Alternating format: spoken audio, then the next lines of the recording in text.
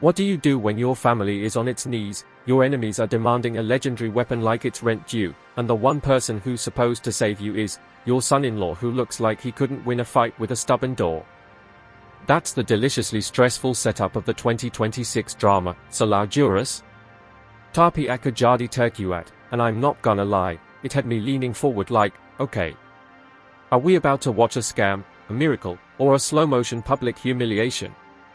Welcome back to Bongo Gaming, where I overthink fictional people's life choices so you don't have to. If you enjoy this kind of drama review, story, vibes, acting choices, the whole messy emotional stew, hit subscribe when you get a second. And spoiler-wise, I'm gonna keep it moderate. I'll talk about the premise and the big tension points you can already feel coming, but I'm not here to nuke your first-time watch with specifics the setup doesn't even promise. Right away, what grabbed me about this story is how clean the conflict is, and I mean that as a compliment. The Jiang family gets defeated by the Wang family. Not embarrassed. Not, we'll get you next time. Defeated. And the Wangs don't just want to gloat, they come with a demand, hand over the legendary spear. That's a very mythic object to hang your entire family's survival on. It immediately tells you the stakes are cultural, historical, ego-driven, and probably violent. A legendary spear isn't just a weapon. It's status. It's legacy. It's a symbol that turns a family dispute into a story about who gets to write history. And then the father-in-law enters the chat with the most dangerous kind of confidence, the performative kind. He claims his son-in-law is an incredible martial artist, a real powerhouse, even though the guy looks completely helpless. And I love that contradiction because it's not just a plot hook, it's a social grenade. Because once you say that out loud in front of rivals, you've created an expectation that you can't casually walk back. You can't go, oh sorry, I was just hyping him up. No? Now you put a man on a stage with his pride taped to his forehead. Here's the question that kept buzzing in my head, is the father-in-law lying to intimidate the Wangs, or is he lying because he needs to believe it? That tension, the difference between strategy and delusion, is basically the beating heart of this whole setup. When someone in a powerful position insists, my guy is strong, sometimes it's a chess move. Sometimes it's a desperate prayer. And the drama is smart to put that on a family dynamic, not just a battlefield dynamic, because it makes everything personal. It's not only, will he win the fight, it's, will he survive being looked at by the people who count on him. The son-in-law's helpless vibe is doing a lot of work here. On paper, this is a classic underdog setup. But what makes it spicy is that the underdog isn't the one begging for the spotlight. The father-in-law is basically selling him as the solution. So the son-in-law becomes this unwilling product, packaged and advertised as a legend before he's even agreed to be one. That's a different kind of pressure than the usual, I want to prove myself, hero story. This is, everyone else already decided I'm a hero and I didn't sign the contract. And I know some viewers get impatient with that kind of premise. They are like, why doesn't he just say no, or, why is everyone pushing him? But I'm gonna give you my respectful contrarian take, I actually think the coercion is the point, and it's more realistic than the clean, empowering version. Because families do this. Communities do this. When things collapse, they point at whoever is standing closest and go, you. Fix it. And if you hesitate, they don't ask what you're afraid of, they accuse you of betrayal. So if this drama leans into that discomfort, I don't see it as lazy writing. I see it as emotionally honest. Also, let's be real for a second, if someone's demanding a legendary spear from your family, you're not living in a world where, no thanks, is a complete sentence. This is not a polite neighborhood disagreement. The pacing, at least based on the story's spine, feels built around escalation through insistence. You've got defeat, demand, boast, pressure, refusal or reluctance, more pressure, and then finally the agreement, the son-in-law accepts to step into the arena. That is a very classic ramp, but it works because each step tightens the social noose. It's not just the Wangs squeezing the Jiangs. It's the Jiang squeezing their own son-in-law. It's layered pressure. External threat plus internal expectation equals, I can't breathe, tension. And that arena moment? Even without the drama spoon-feeding you details, you can already picture how it wants to land. There's a reason so many martial stories use an arena. It's a ritual space. It's where private fear becomes public entertainment. And in this scenario, the arena isn't just where fists fly, it's where truth gets demanded. Let me paint the kind of mini-scene this setup begs for, because the story basically hands the director a loaded camera. You've got the arena, bright and exposing, and a crowd that isn't just cheering, it's measuring. The Wang family's confidence sits heavy in the air like incense smoke, smug, slow, certain. The Jiang family is bruised, not only physically, but in their posture. Shoulders slightly rounded. Eyes that keep flicking sideways like they're searching for an escape route inside their own shame. The father-in-law stands a little too tall, like he's trying to make his spine do the job his situation can't. And then the son-in-law steps forward, and the sound design drops out just enough for you to hear the smallest things, the shift of fabric, a breath caught in a throat, the soft scrape of a foot that hesitates before committing. That's the moment where the entire room collectively decides what they think he is. And the best part is, the son-in-law doesn't even have to do anything yet for the scene to hurt. Just walking out there, when everyone's already decided his role, is its own kind of violence. Now here's where acting becomes everything. Because this kind of premise lives or dies on micro-expressions. If the son-in-law is helpless, the actor has to sell a very particular flavor of helplessness. Not cartoonish cowardice. Not slapstick trembling knees. The interesting version is quiet. A blank face that's actually panic held behind the eyes. A jaw clenched that says, if I speak, my voice might shake. A forced calm that reads like someone trying to keep the world from noticing they're out of depth. And the father-in-law? Oh, I want nuance there too. Because he can't just be a loudmouth. He has to be a man whose pride is fighting for the family's survival. The most compelling performance choice is when you can see the calculation behind his confidence, like he knows he's playing a dangerous game, but he's doing it anyway because surrender feels worse than risk. If the actor gives you even one flicker of doubt, one moment where the smile tightens too hard, it turns him from annoying instigator into tragic architect. The drama's central relationship, at least from what we're given, is basically a pressure cooker marriage by association situation. The son-in-law isn't only facing the Wangs, he's facing the emotional debt of being in the Jiang family. And I'm always fascinated by stories where the in-law dynamic becomes a battleground for identity. Because being a son-in-law can mean being perpetually assessed. You're never just a person. You're a representative. You're an investment. You're either a win or a shame. So when the father-in-law claims he's a great martial artist, part of me reads it as manipulation, sure, but another part reads it as projection. Like the father-in-law needs his son-in-law to be that strong because otherwise the father-in-law has to face his own limits. That's a brutal mirror.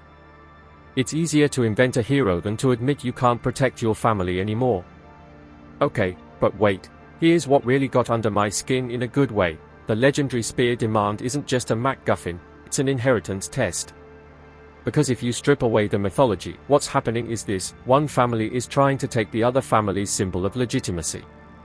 That's not just theft. That's rewriting who deserves power. And the drama can play that in a really rich way if it wants to, making every conversation about the spear also about who gets to stand tall. The object becomes a proxy for dignity. And when dignity is on the line, people do unwise things fast. Visually, I hope the show leans into contrasts, because the setup screams for it. The Jiang side should feel weathered, muted tones, softer lighting, spaces that look lived in, slightly cramped, like the walls are closing in after the defeat. The Wang side should feel sharper, clean lines, brighter highlights, confident framing. And when those two visual languages collide in the arena, it should feel like an invasion. The camera can make you feel class different without anyone saying the word class. Editing rhythm matters too. If the show rushes to the arena, you lose the suffocation of the pressure campaign. But if it drags every single plea, every single refusal, you risk exhausting the viewer in the wrong way. There's a sweet spot where repetition becomes torture on purpose, where each request is slightly different, each time the father-in-law pushes, the son-in-law's reasons for resisting become less about, "I don't want to," and more about, "I don't know how to survive what you're asking."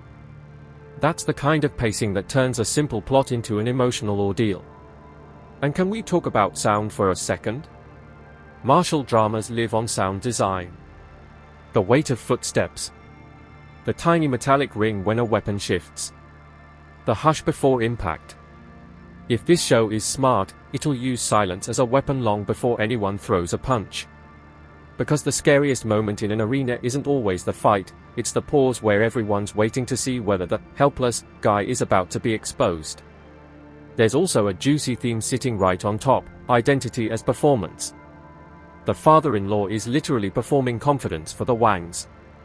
The son-in-law is forced into performing strength for the Jiangs. And both performances are happening under threat. So the question becomes, if you act like a strong person long enough, do you become one? Or do you just break in public? That question hits me personally more than I expected.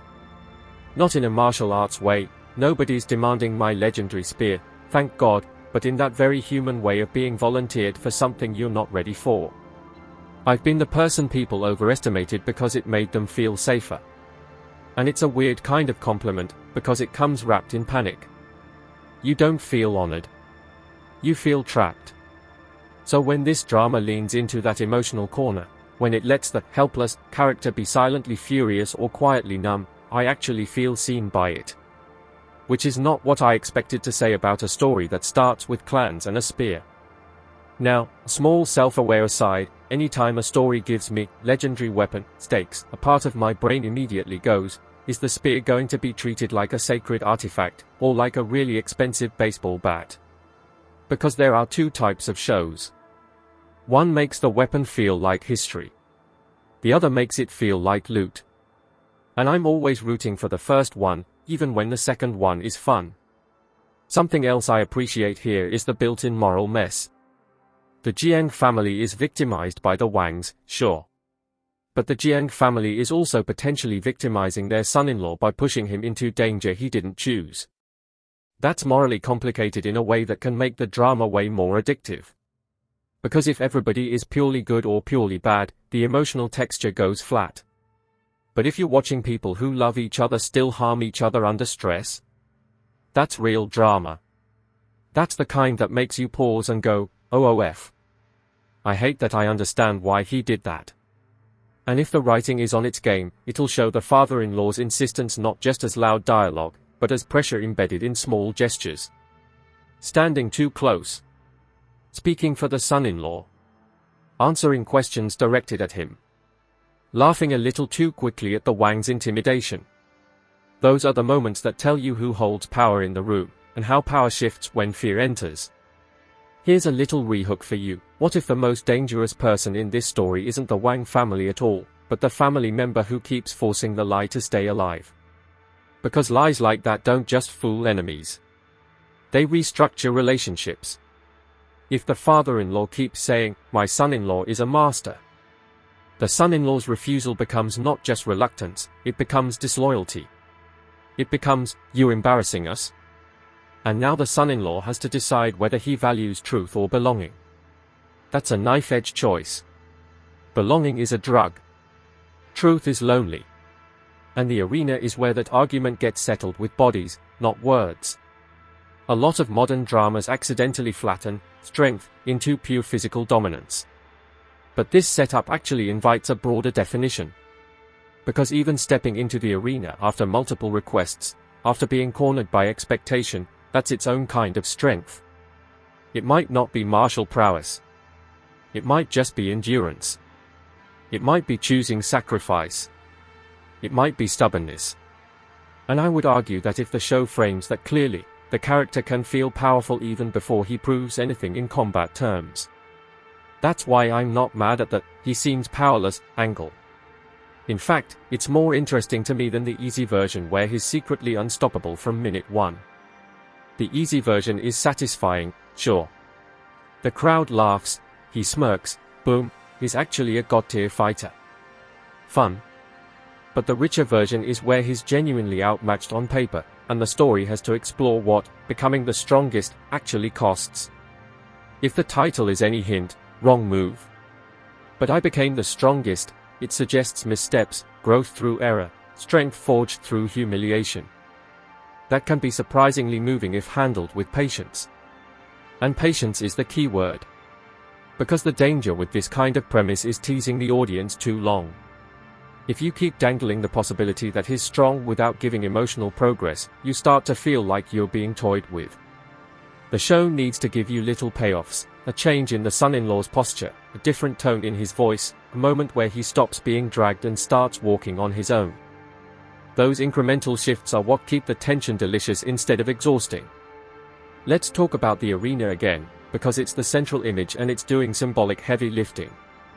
The arena is where the Jiang family's private desperation becomes a spectacle for the Wang family. It's humiliation with seating. And if the cinematography is doing its job, it won't just show you who's fighting, it'll show you who's watching. Reaction shots matter. The father-in-law's face when the son-in-law hesitates. The Wang family's smugness when they think they've already won. The Jiang family's tight, worried stillness, like they're afraid even blinking will jinx it. A good director knows the crowd is a character. The crowd isn't background noise, it's judgment. It's pressure you can hear. Music can either elevate this or totally ruin it. If the show blasts triumphant heroic music too early, it tells you what to feel before you've earned it. But if it uses restrained motifs, maybe a low, pulsing note under the father-in-law's boast, or a thin string line when the son-in-law is being cornered, it can make you feel the anxiety in your ribs. I'm always impressed when a drama lets an uncomfortable quiet sit in the air long enough that you start swallowing like you're the one about to fight. Now, I also want to be fair, a setup like this can fall into repetitive dynamics if the writing leans too hard on many requests. Because, they ask, he refuses, they ask again, can start to feel like you're watching the same emotional beat on loop. The way you fix that is by changing what's at stake each time. The first request is about duty. The second is about pride. The third is about shame. The fourth is about survival. The fifth is about love. If the dialogue and performances track that escalation, the repetition becomes purposeful. It becomes a spiral, not a treadmill.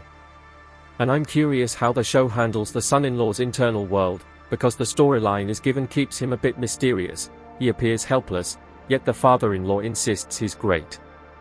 That gap is where the drama lives. Is he truly weak? Is he hiding? Is he traumatized? Is he unwilling? The show doesn't need to answer immediately, but it does need to make the question feel emotionally grounded, not just a gimmick. Another rehook, because I can't stop thinking about this angle. What if the father-in-law's boast is the moment that breaks the son-in-law's life in half? Because saying, "You're a great martial artist," in front of enemies isn't a compliment. It's a prophecy you're forcing someone to fulfill.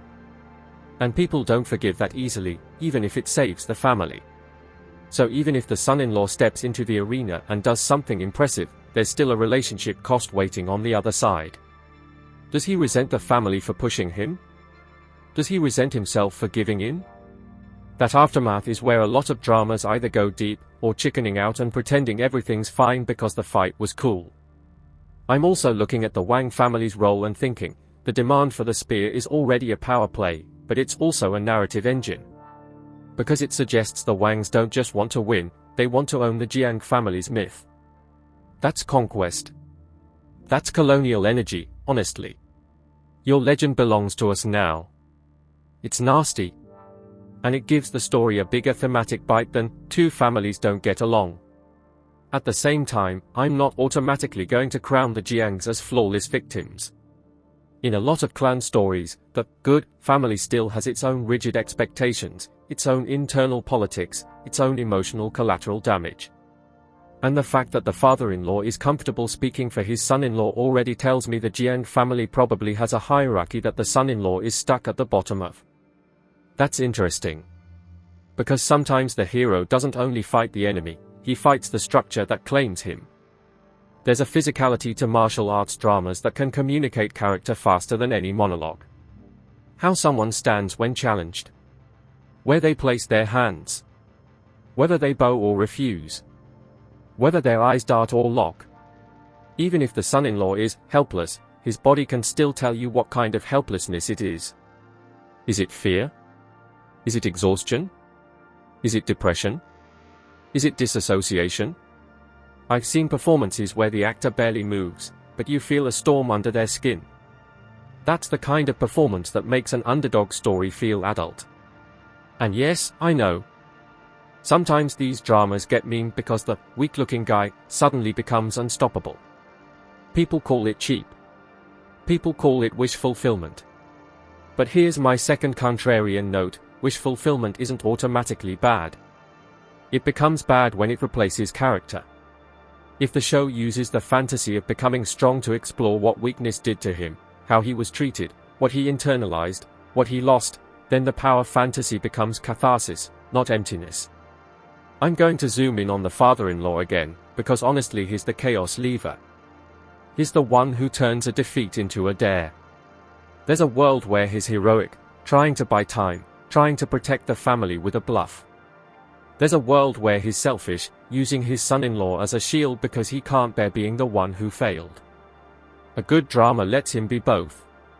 It lets you feel sympathy and anger in the same scene. That's my favorite kind of character to watch because they make me argue with myself. And when the son-in-law finally agrees to step into the arena, after many requests, that moment should not feel like a triumphant yes. It should feel like surrender. Or like a quiet decision that tastes bitter. The show can make it powerful by focusing on the pause before he says yes. That microbeat where you can see him do the math: if I refuse, they break. If I accept, I might. That's not bravery in a shiny package. That's a person choosing which pain they can live with. Now, if you're a newcomer to this kind of drama, here's what to pay attention to that makes it satisfying beyond the surface: who is allowed to speak, and who is spoken for. That's the social power map. The father-in-law claiming the son-in-law's strength is literally speaking his identity into existence. The Wang family demanding the spear is speaking ownership into existence. The Jiang family, as a unit, is being told what they are worth. This is a story about voice as much as fists. One of the things that can make the pacing hit harder is how the show frames time. If it lingers on the many requests, with tight close-ups and repetitive blocking, you feel trapped with him. If it jumps too quickly, you lose the claustrophobia. And since the storyline is essentially a pressure campaign culminating in an arena step, the drama needs to make the pressure feel like a slow tightening, not a single shove. And because this is 2026, I also expect a certain modern polish in the action framing, cleaner camera movement, sharper sound, less shaky confusion.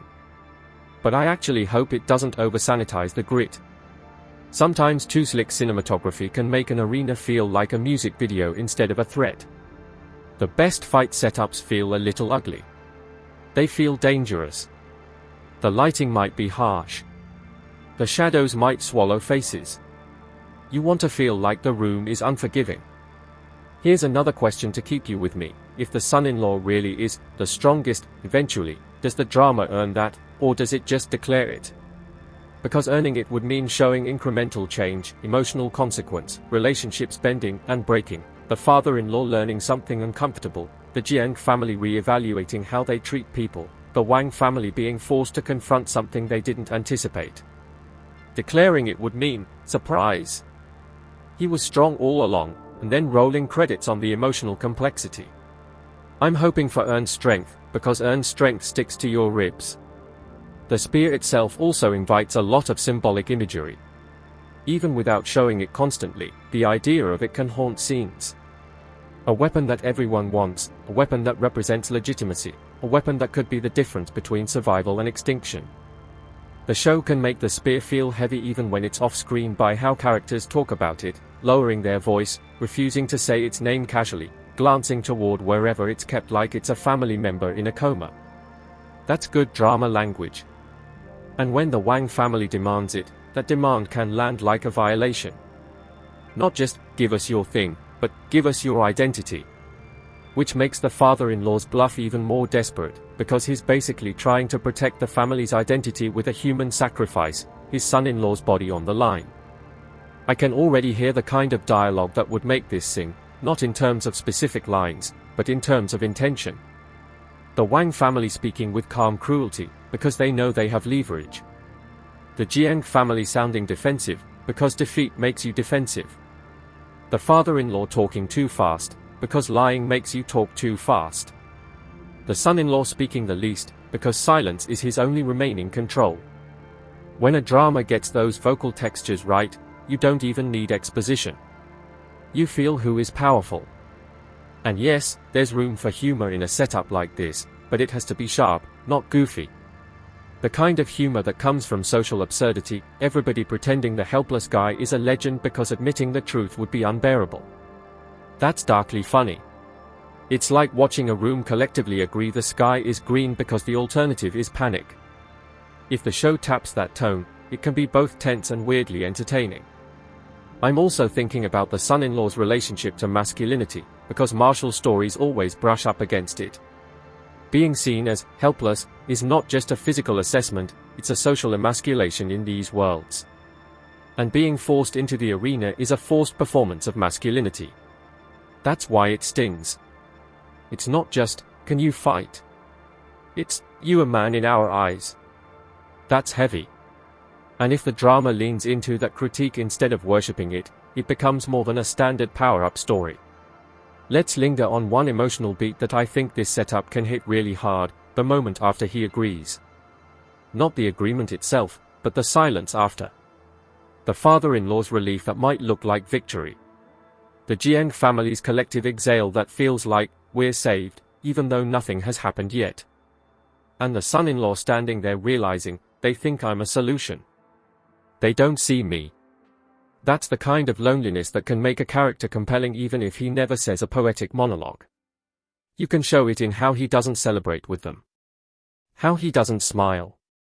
How he maybe looks past them. Like he's already somewhere else mentally. That's where performance meets direction. A good director holds that shot half a beat longer than comfortable. Lets the audience feel the awkwardness. Doesn't cut away to excitement too quickly. Because that's the cost, the family's hope is built on one person's dread. Another rehook for you, because I promised this is going somewhere. What if the arena isn't the climax of this setup, but the beginning of the real conflict, inside the family? Because once someone is forced to become the family's weapon, you can't ring that bell. Even if he wins, they'll want him to keep winning. If he loses, they'll blame him. If he survives, they'll own his survival as their strategy. That dynamic can get toxic fast. And that's what makes the premise so juicy. The external enemy is clear, but the internal damage is ongoing. Now, since I'm keeping spoilers moderate and we're working with a limited storyline, I'm not going to pretend I know exactly what happens in that arena. I'm not going to invent a secret technique, or claim the spear gets revealed in a specific way, or name a rival fighter. But I can talk about what the arena scene needs to accomplish emotionally. It needs to answer one question and complicate three others. It needs to show whether the father-in-law's claim was truth, bluff, or something in between.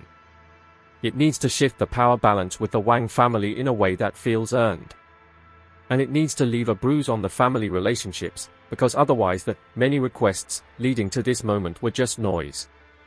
If the arena is shot like a spectacle, it becomes shallow. If it's shot like a trial, it becomes gripping.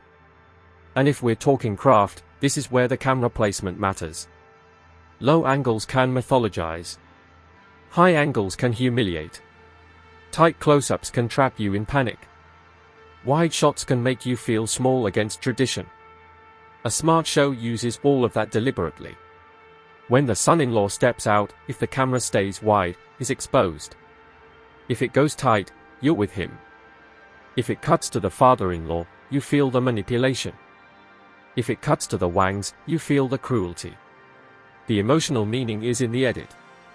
I also want to highlight something that's easy to miss. The father-in-law's claim isn't just about the son-in-law. It's a message to the Wang family. It's basically saying, you didn't fully defeat us, because we still have a hidden blade. That's pride talking. That's a refusal to be categorized as weak. And in a world where power is everything, refusing to be seen as weak can be a survival instinct. But survival instincts can become selfishness. And that's the razor edge the drama is walking. If I'm nitpicking, the only thing I worry about with a premise like this is the potential for the son-in-law to become a blank slate. Sometimes writers keep the helpless character too passive to preserve the mystery of whether he's actually strong. And that can backfire, because the viewer needs something to hold onto besides the question of power level. Give me a value system. Give me a fear that's specific. Give me a moment where he almost speaks up but stops because he knows it won't matter.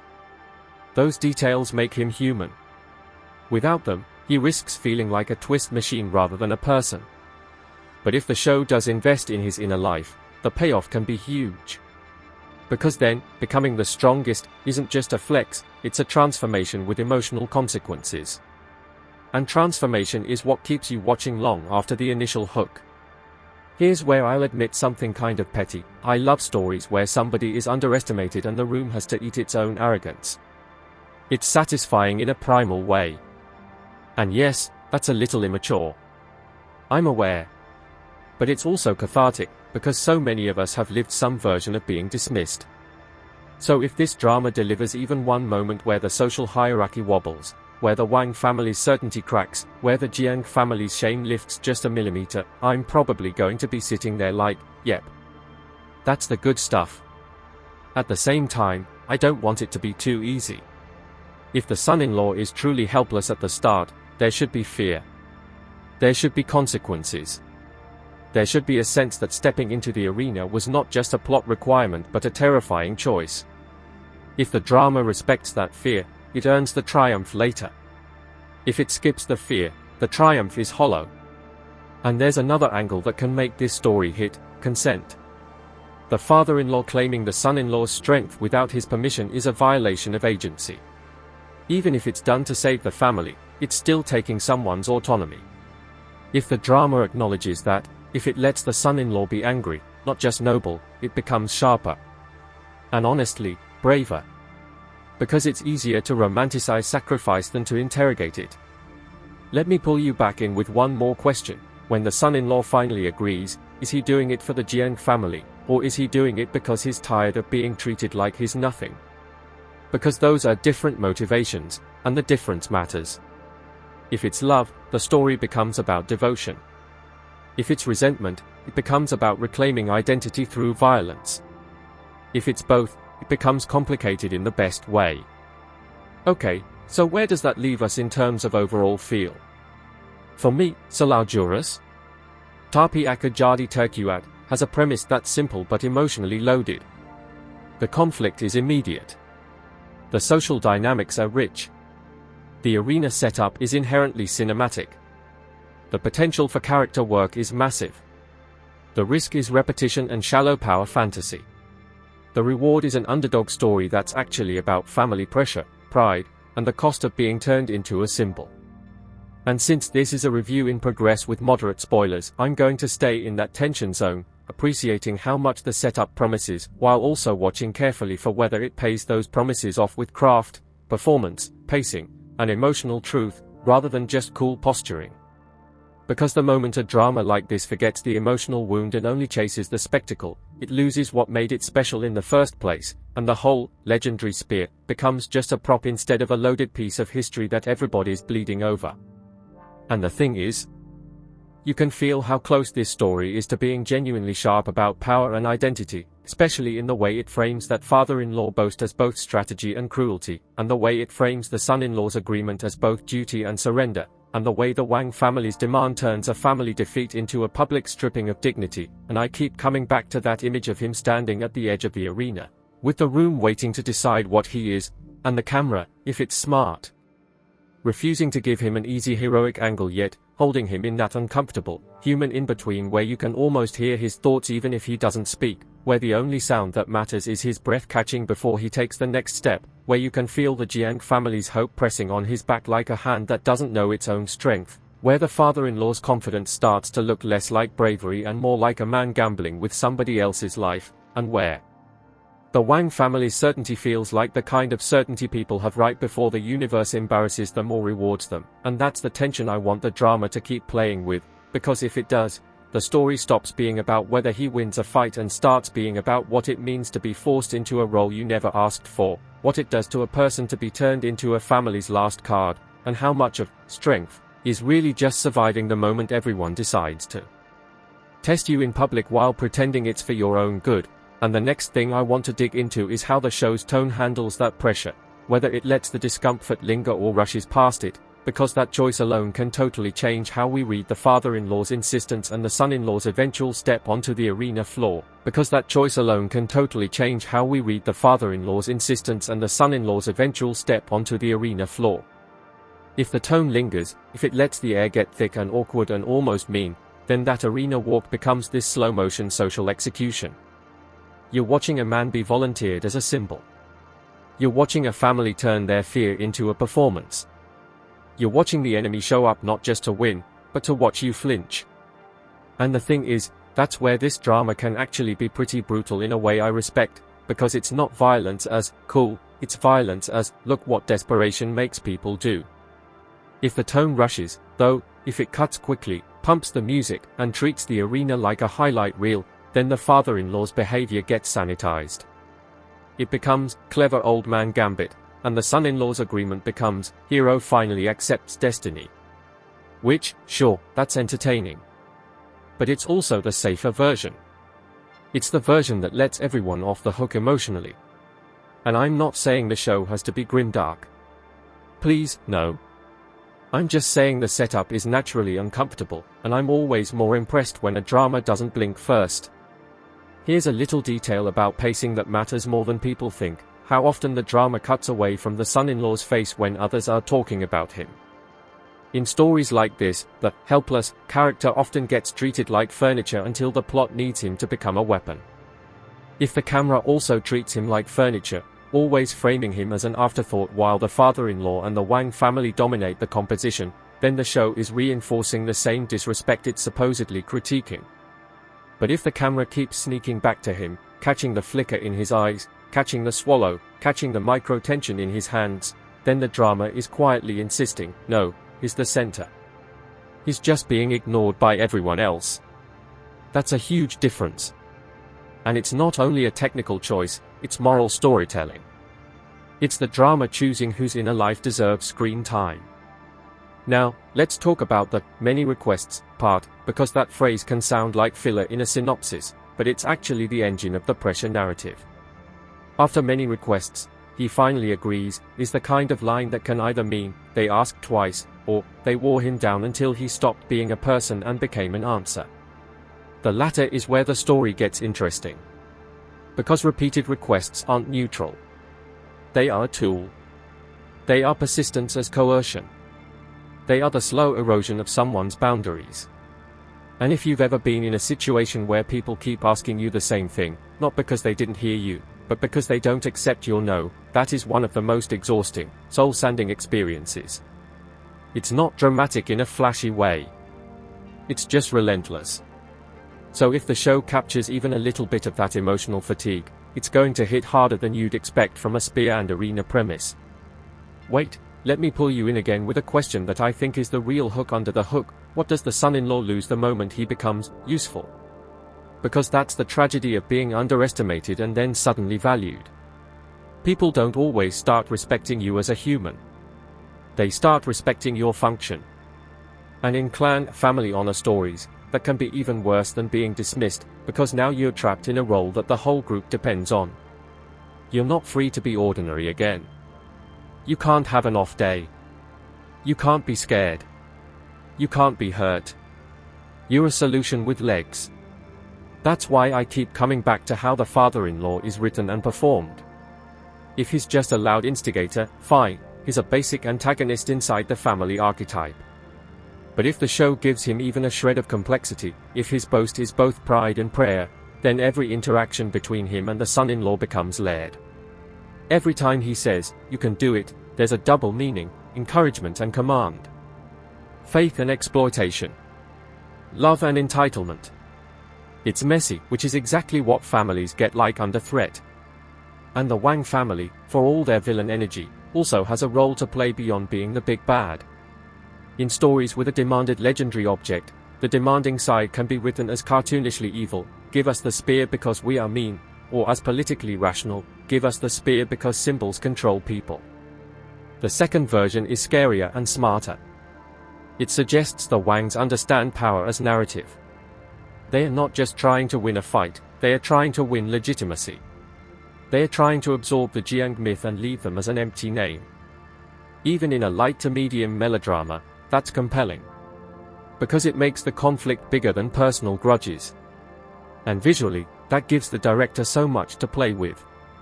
The spear can be shot like a relic, soft light, reverent framing, a sense of weight. The Wang demand can be shot like a violation, hard light, blunt angles, bodies crowding the frame, the Jiang space suddenly not safe. The father-in-law's boast can be shot like a gamble, tight close-up, slight pushing, his smile held just a fraction too long. You can communicate the entire power dynamic in how close the camera dares to get. One thing I want to praise, at least in concept, is that the son-in-law looks helpless. That's a strong choice because it forces the show to do work. If he looked obviously competent, the whole tension collapses. We wouldn't worry. We'd just wait for the beatdown. But helplessness, when portrayed convincingly, creates dread. It makes you feel like the arena is not a stage for triumph but a place where something could go wrong in a very human way. And that dread is the kind of emotion that makes a drama bingeable. Not because you like suffering, but because you need relief. You need resolution. You need the pressure to break one way or the other.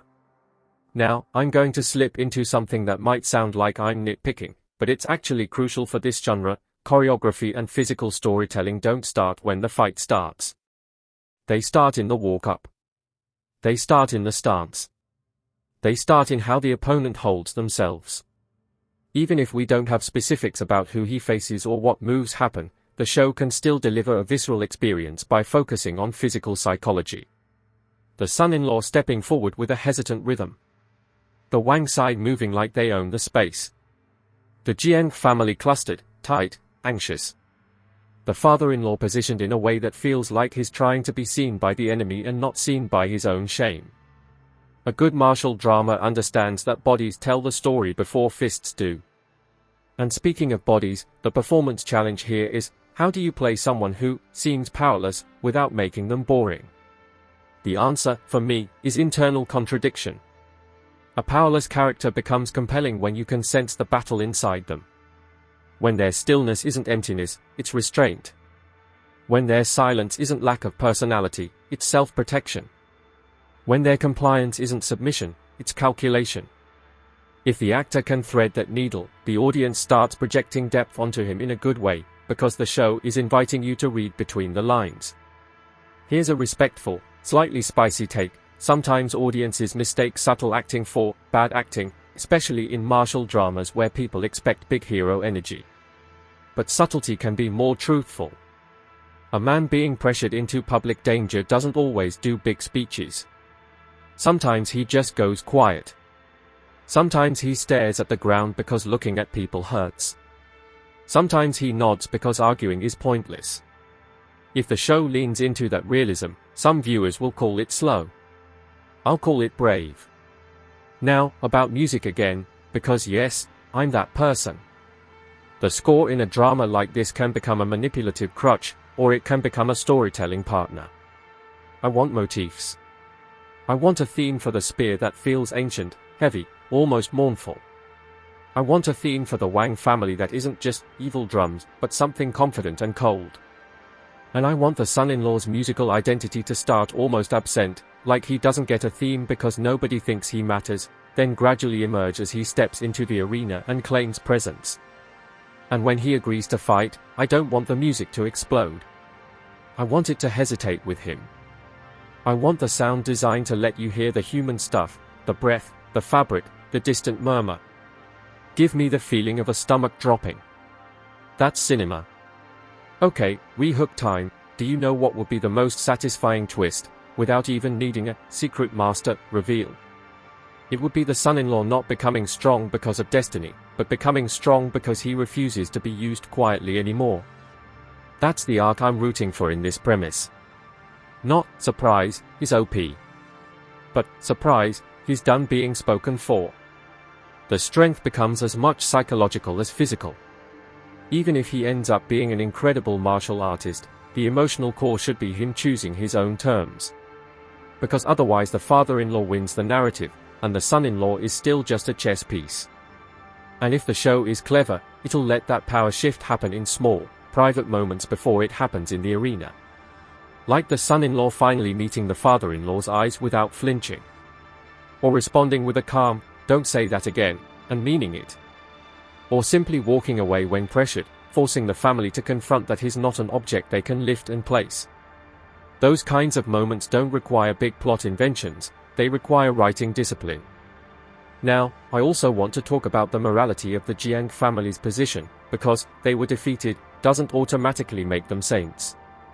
In clan dramas, defeat often exposes rot. It exposes complacency. It exposes arrogance. The Jiang family losing to the Wangs could be framed as pure victimhood, or it could be framed as the consequence of internal weakness, maybe pride, maybe outdated thinking, maybe reliance on legacy rather than skill. And that's where the spear becomes almost ironic. If you cling too hard to a legendary object, you can stop developing living strength. You become a museum. And then when someone stronger arrives, they take your artifacts. So the father-in-law insisting the son-in-law is a master might be a desperate attempt to prove the Jiang family still has living strength, not just dusty legend. That's compelling. It makes his boast feel like a last stand against becoming irrelevant. But it's still a gamble with a person. And the Wangs demanding the spear is almost the final insult. Not only are we beating you, we're taking your story. There's a lot of subtext here about class and power. The Wangs, by virtue of winning, get to set the terms. They get to demand. The Jiangs get to plead or bluff. And the son-in-law, ironically, is at the lowest rung because he's the easiest to sacrifice. That's how hierarchies work. The people with the least institutional power get volunteered for the most dangerous work. That's not just a martial arts theme, that's life. And that's why this setup can feel more biting than it looks. I want to highlight a small craft thing that can elevate scenes like the many requests, blocking. Where people stand in relation to each other tells you everything. If the family physically surrounds the son-in-law when they ask him, that's pressure. If they stand between him and the exit, that's coercion. If the father-in-law stands slightly in front of him when talking to the Wang family, that's using him as a prop. If the son-in-law is consistently placed at the edge of frames, that's social marginalization. And then, when he finally agrees, the show can flip it, place him center frame, let others move around him, show that his decision shifts gravity. That kind of visual storytelling is what makes a drama feel intentional, not just plotted. And editing can reinforce it, too. If the requests are cut with increasing speed, shorter and shorter scenes, fewer and fewer pauses, it can create a sense of being worn down. If they are cut with long takes, it can create suffocation. Both can work, but they create different experiences. I personally prefer long takes when the performance is strong because it forces you to sit in discomfort. It doesn't let you escape with a cut. Now, quick personal confession again, because this is where my bias shows. I have a soft spot for stories where the helpless person isn't helpless in a flashy way, but in a socially trapped way. Where the cage is expectations. Because I grew up around that kind of pressure, people meaning well, but also not hearing you when you say you can't. So when I watch a character being pushed into the arena, I'm not only thinking, can he win? I'm thinking, will he ever get to be his own person again? And if a drama even flirts with that question, it earns my attention. Also, slightly comedic aside, because I need to breathe for a second, if my in-laws ever tried to volunteer me into a public duel, I would simply evaporate. Like, you'd look down and I'd be a little pile of dust with a note that says, good luck. The son-in-law's mental fortitude is already higher than mine, and he hasn't even thrown a punch yet. But back to the show's potential, the title, Wrong Move. But I became the strongest, implies a journey through mistakes. And that is important. Because, wrong move, suggests embarrassment. Miscalculation. A step that goes badly. It hints that strength isn't a smooth ascent, it's built through error. If the drama actually commits to that, it can avoid one of the genre's worst habits, making the protagonist perfect once the plot decides he's special. Perfection is boring. Mistakes are story. If the son-in-law steps into the arena and things don't go cleanly, if he stumbles, misreads, hesitates, that's not weakness as failure, that's weakness as realism. And if he learns, adapts, and claims power through that process, it feels earned. Now, again, I'm not inventing what happens. I'm talking about what the title and setup suggest the show might be doing. And if it does, that's where it becomes satisfying. Rehook: what if the father-in-law's biggest mistake isn't overestimating the son-in-law, but underestimating what forcing him will do to their bond? Because even if the son-in-law becomes the strongest, he doesn't magically become okay with being used. A lot of dramas skip that aftermath. They treat success as forgiveness. In real relationships, success can actually intensify resentment, because it proves the coercion worked, and now the coercer feels justified. That can create a very ugly dynamic. See? I was right to push you. And the pushed person is standing there thinking, you were wrong to push me, even if I survived. If the drama explores that, it becomes emotionally adult. And that's where chemistry between actors matters. The father-in-law and son-in-law scenes need tension that's not just loud. It's in the pauses. It's in the way they avoid looking at each other. It's in the way a thank you feels like a bruise. If the father-in-law is proud after the son-in-law agrees, and the son-in-law is quiet, you need the audience to feel that disconnect without anyone announcing it. It's harder to play than it sounds.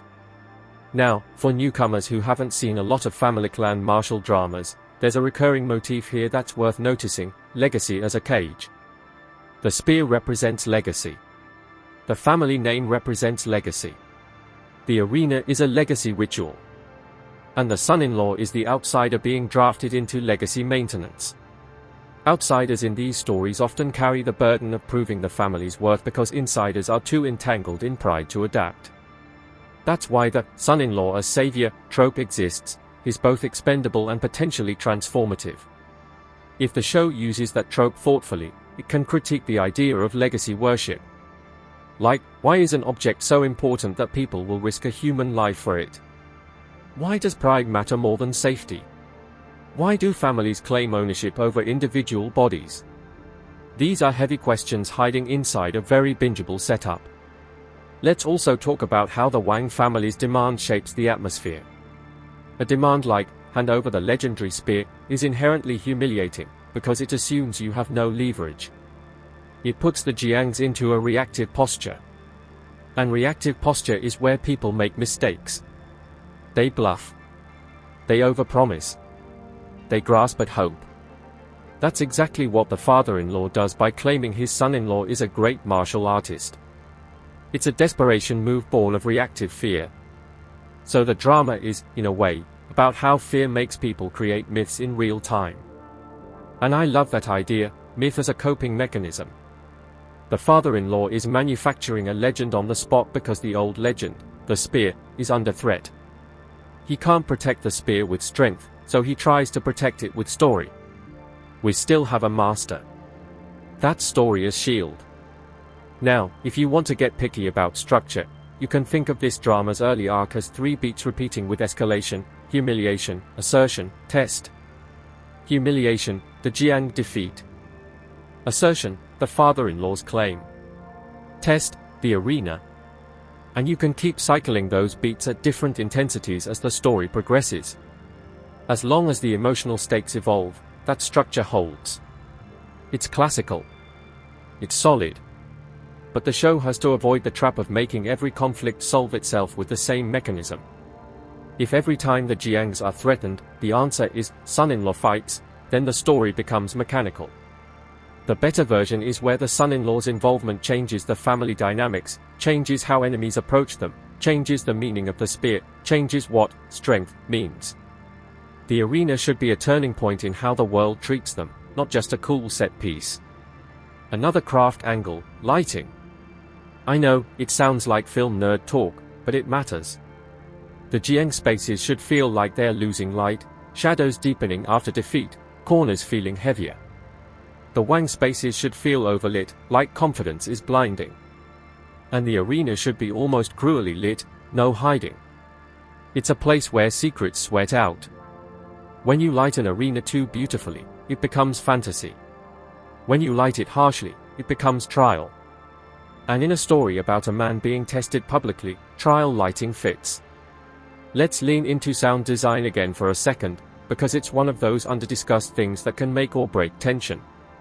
If the show uses diegetic sound, the crowd shifting, the echo of footsteps, the clack of a weapon stand, the squeak of fabric, it can make the arena feel real.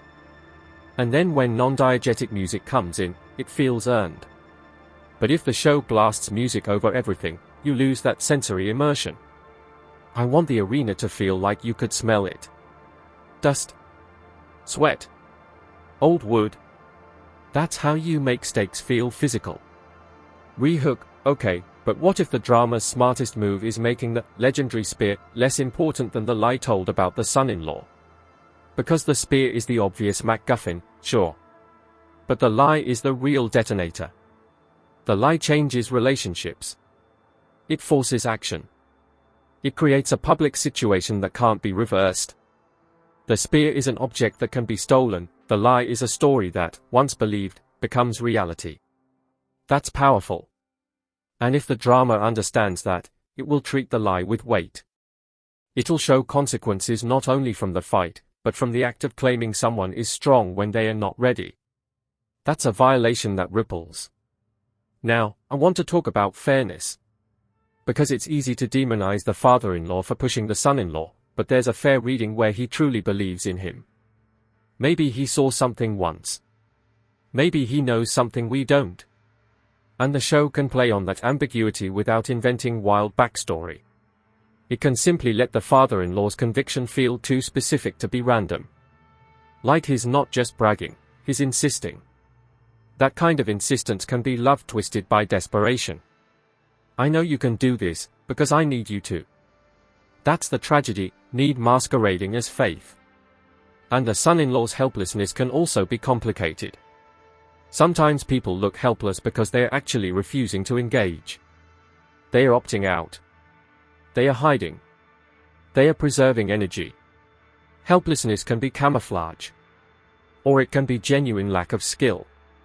The setup allows for either, and the drama's job is to make whichever it chooses feel emotionally coherent. Either way, stepping into the arena is a transformation moment. And transformation moments work best when the show slows down and lets you feel the weight. You don't rush a life-altering decision. You let it hang. You let the character's breathing become part of the scene. Now, one more point on acting, because I think it's central here, line delivery. The father-in-law's claim, "My son-in-law is a great martial artist," should land like a thrown knife.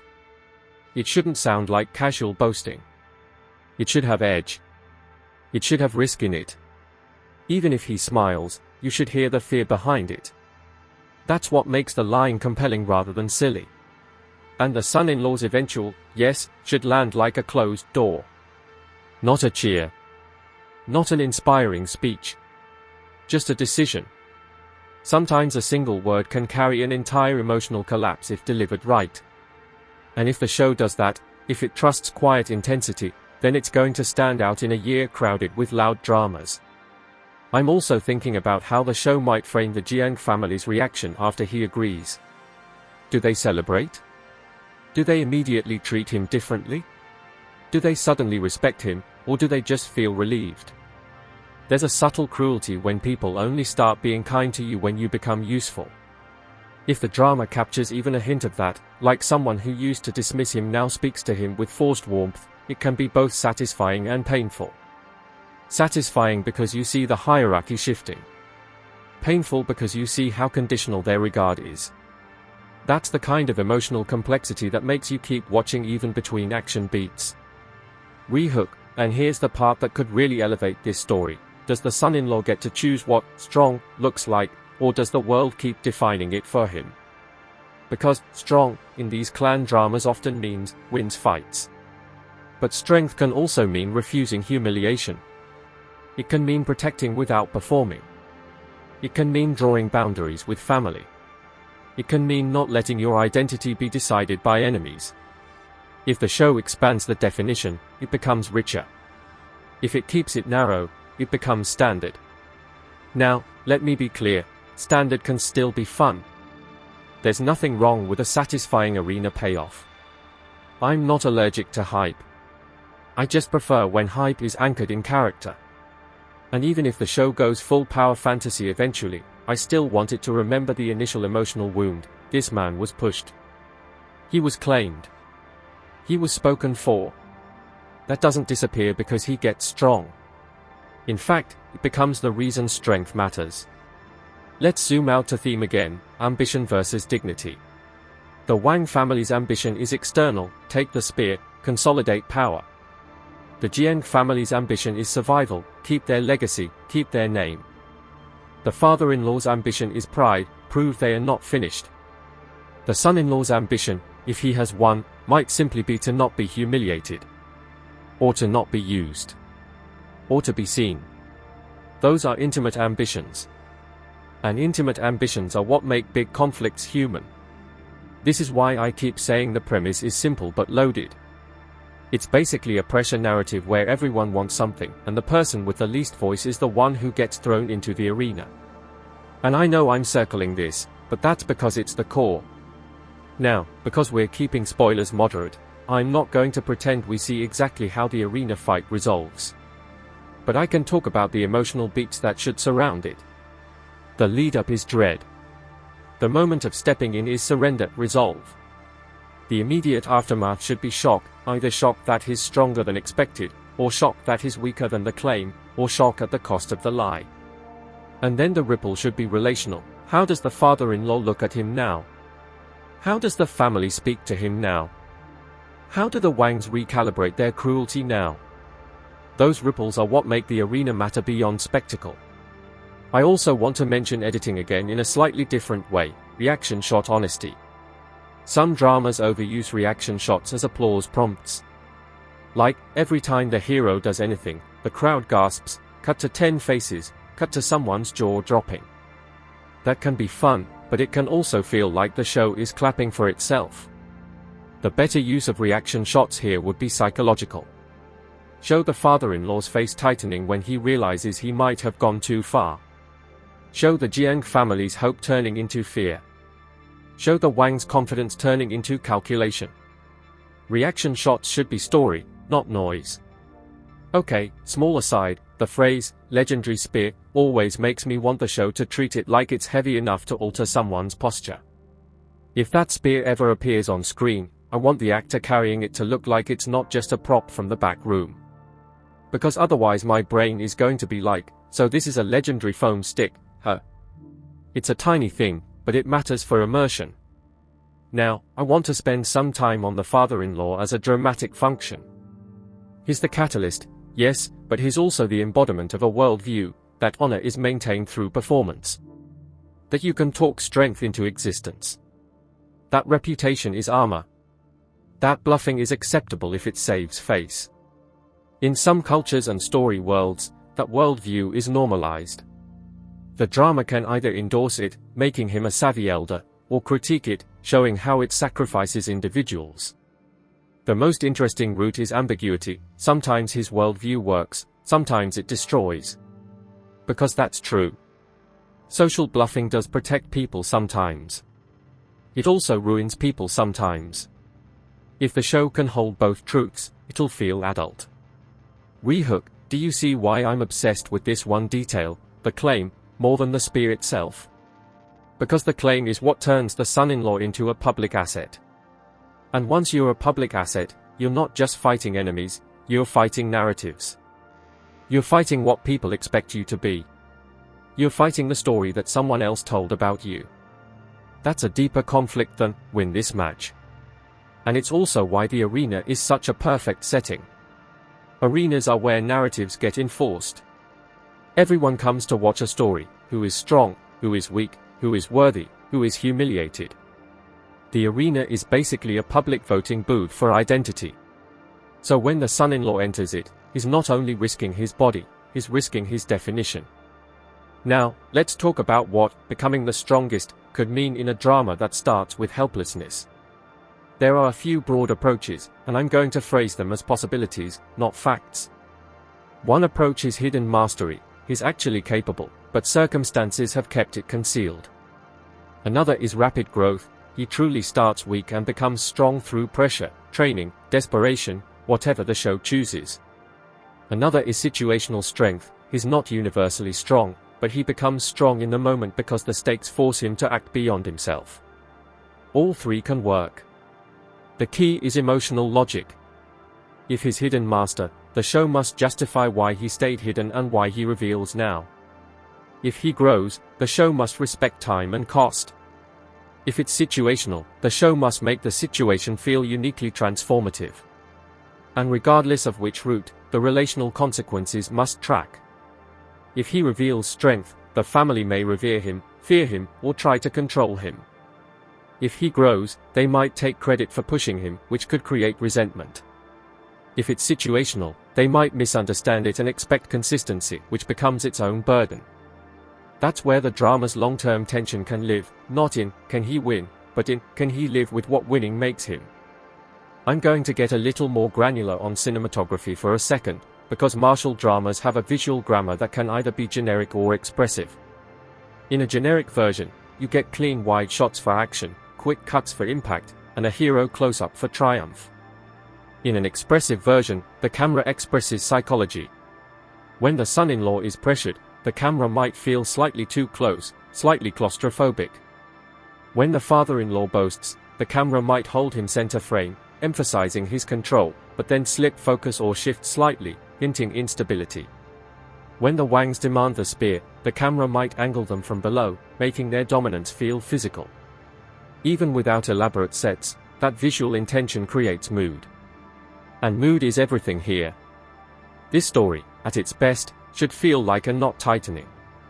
Now, I want to address something that might bother some viewers. Why would the father-in-law make such a risky claim if the son-in-law seems helpless? Isn't that just reckless? And yes, it is reckless. But recklessness under desperation is believable. People do stupid, dangerous things when pride and fear collide. They gamble. They bluff. They escalate. The drama's job is to make that recklessness psychologically coherent, not logically optimal.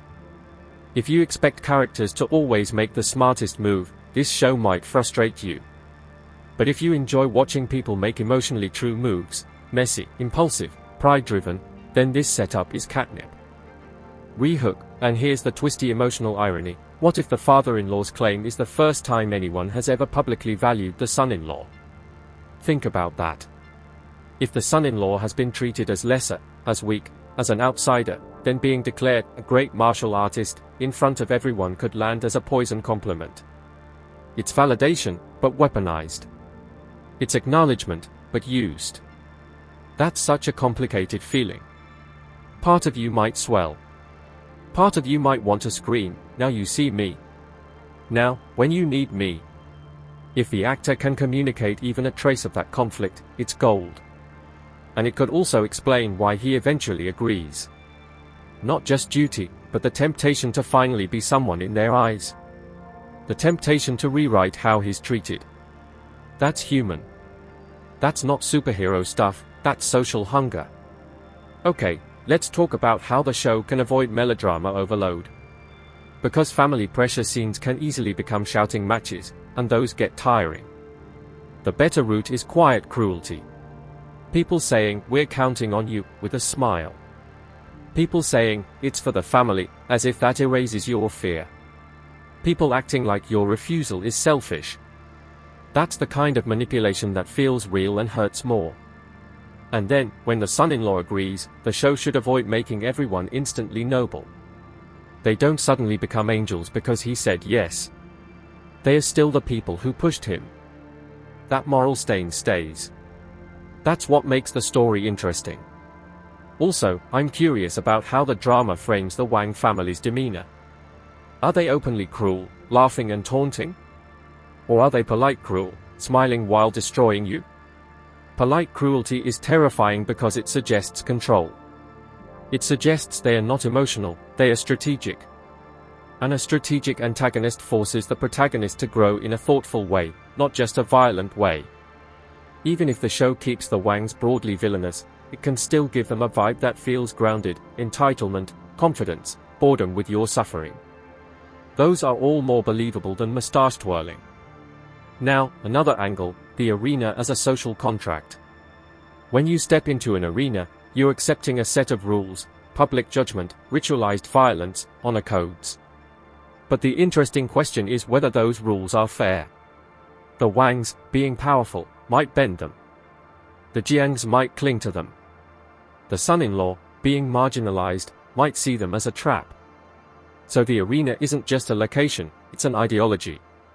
It's the world saying, this is how disputes get settled. And the show can either celebrate that or critique it.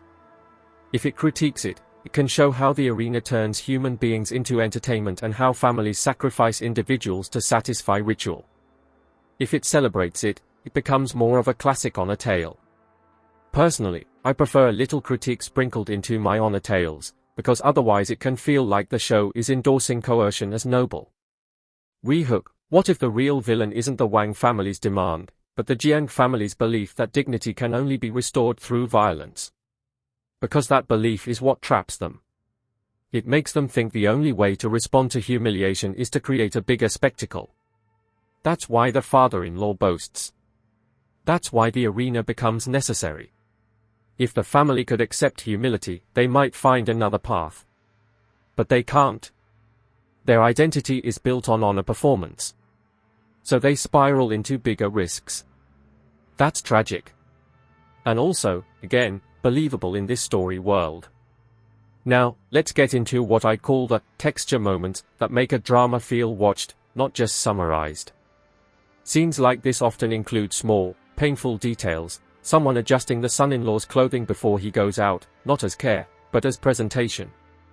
Someone telling him, "Don't embarrass us," not, "Be safe." Someone avoiding saying, "I'm scared for you," because vulnerability is forbidden, so they say, "Be strong," instead. Those are the lines that cut. Even if the show doesn't explicitly include those exact beats, that's the emotional vibe the synopsis implies, and it's what I'd be looking for as a viewer. Also, I want to point out that the premise is inherently about masculinity and status, but it doesn't have to be narrow. It can also be about belonging. A son-in-law is someone who belongs and doesn't belong at the same time. He's inside the family, but not of the family. That liminal position is inherently dramatic. It means his sacrifices are expected, but his voice is optional. It means his success is celebrated, but his autonomy is ignored. That's a powerful emotional setup. And if the show is well written, the son-in-law's journey to becoming the strongest could parallel his journey to becoming fully recognized as family, or deciding he doesn't want that version of family. Now, since I'm on Bongo Gaming talking to you like we're chatting on a couch, I'm going to be honest: I love when dramas let a character's strength be inconvenient. Like, he becomes strong, but it doesn't solve everything, it complicates everything. The family starts relying on him, the enemy starts targeting him, the spear becomes even more contested, the father-in-law becomes more controlling, the son-in-law becomes more isolated. That's the good stuff. That's where the drama stops being a straight line. If the show instead uses strength as a clean solution, he gets strong and everyone's happy, then it's comfort food. Again, not inherently bad. Just less interesting to me. Rehook: do you want catharsis, or do you want consequence? Because this setup can deliver either, and the difference is everything. And I think that's where a mixed to curious stance comes in for me. The premise promises a lot of consequence. The title promises growth through wrong moves. The question is whether the execution chooses the messy path or the shiny path. Now, let's talk about dialogue style. In family honor dramas, dialogue can get very declarative. People say things like, "our honor," and "our legacy," and it can feel theatrical.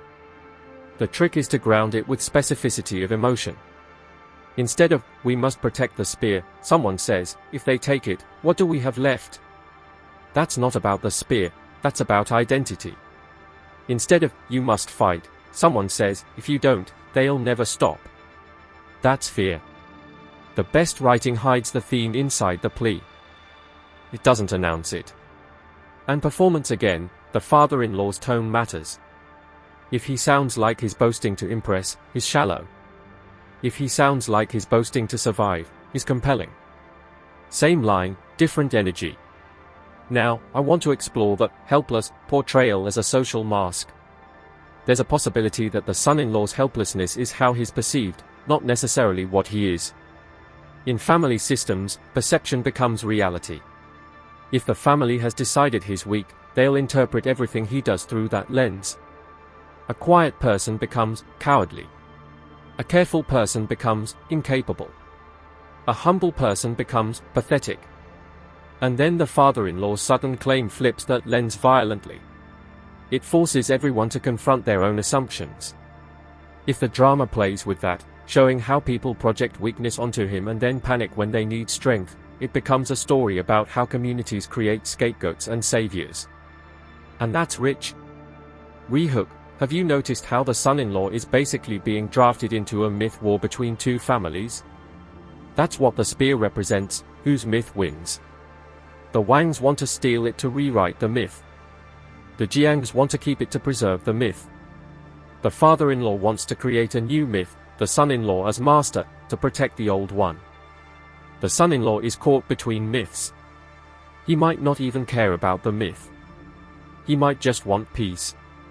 But peace isn't an option in a world where symbols decide survival. Now, let's get into some craft critique that I'd bring up if I were reviewing this after watching. Consistency of tension.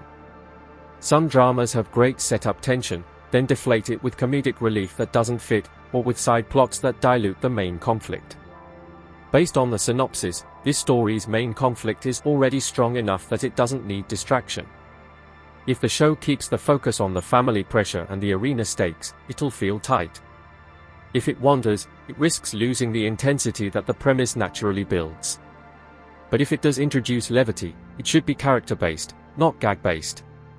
Like awkwardness. Like the father-in-law trying to maintain bravado while clearly terrified. Like the son-in-law's deadpan reactions.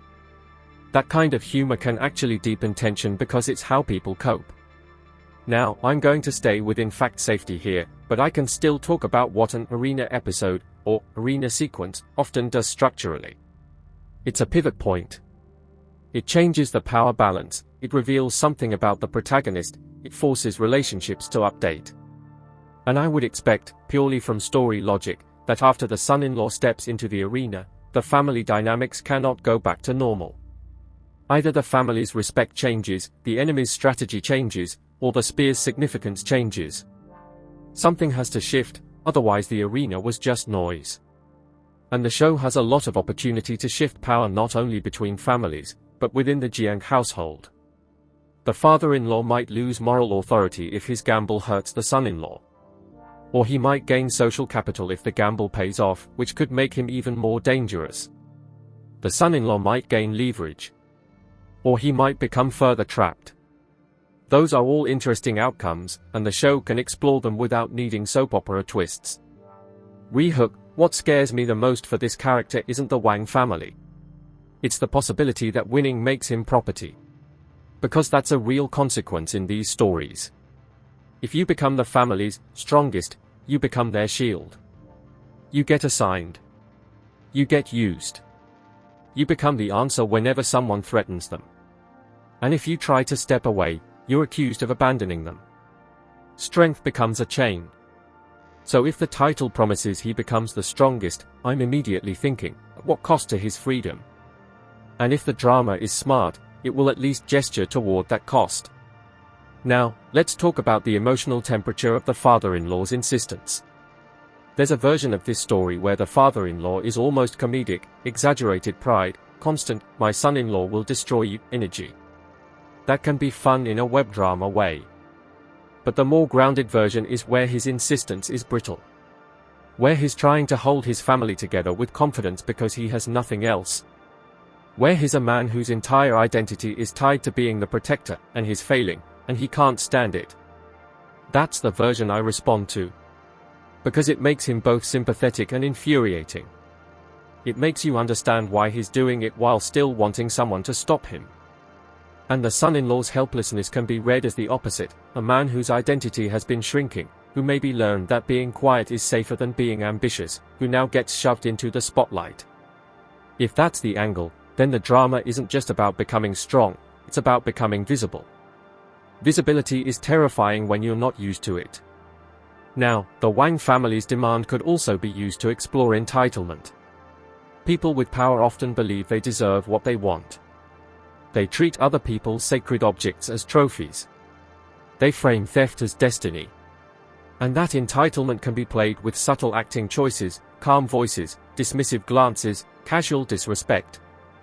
When villains are too loud, they become silly. When villains are quiet, they become chilling.